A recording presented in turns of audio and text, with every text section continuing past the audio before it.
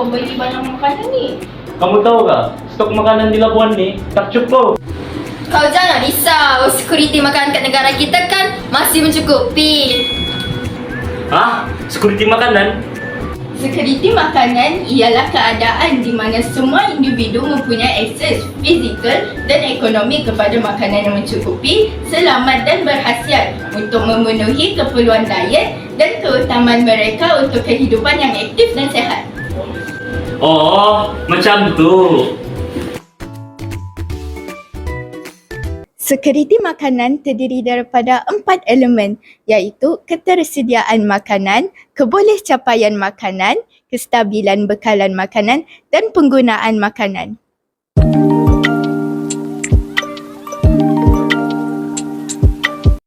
Mengapa security makanan penting? Security makanan penting kerana berlaku peningkatan populasi. Oleh itu, security makanan mampu mengurangkan kadar kemiskinan serantau dan global. Security makanan mampu mengurangkan masalah nutrisi di kalangan kanak-kanak seperti bantut dan kekurangan berat badan. Security makanan menjamin setiap isi rumah mampu memperoleh makanan dalam kuantiti, kualiti dan kepelbagaian yang mencukupi untuk diet berkhasiat. Peningkatan dalam keselamatan makanan akan meningkatkan produktiviti, ekonomi dan perdagangan makanan negara. Selain itu, sebagai persediaan awal, sekiranya negara kita mengalami krisis makanan, contohnya berlaku peperangan, perubahan iklim yang tidak menentu, bencana alam atau wabak penyakit yang akan mengancam ekosistem dan menjejaskan pengeluaran atau produktiviti makanan.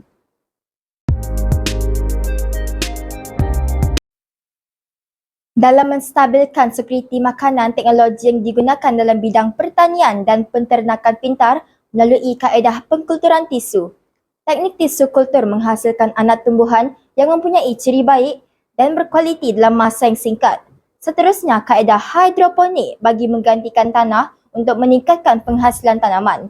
Kita juga boleh menggunakan baja dari sisa makanan, organik dan najis haiwan bagi menjimatkan kos serta mudah didapatkan.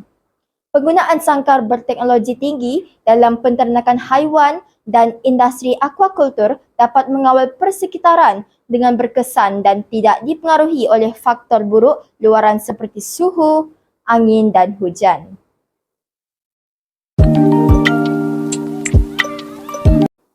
Inovasi dalam kejuruteraan genetik mampu menghasilkan makanan makmal melalui kaedah bioteknologi moden.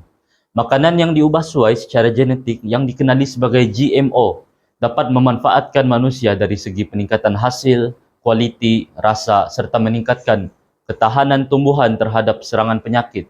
Contohnya, soya, kentang, jagung dan ikan. Penghasilan daging kultur secara in vitro dapat memenuhi permintaan bekalan daging disebabkan peningkatan populasi dunia. Bagi menentukan kadar turun naik security makanan dari suatu masa ke masa yang lain. Cadangan untuk memperkasakan security makanan. Kluster penggunaan drone dan robotik dapat melancarkan kerja, menjimatkan masa serta mampu menarik minat golongan muda menceburkan diri dalam bidang pertanian dan usahawan.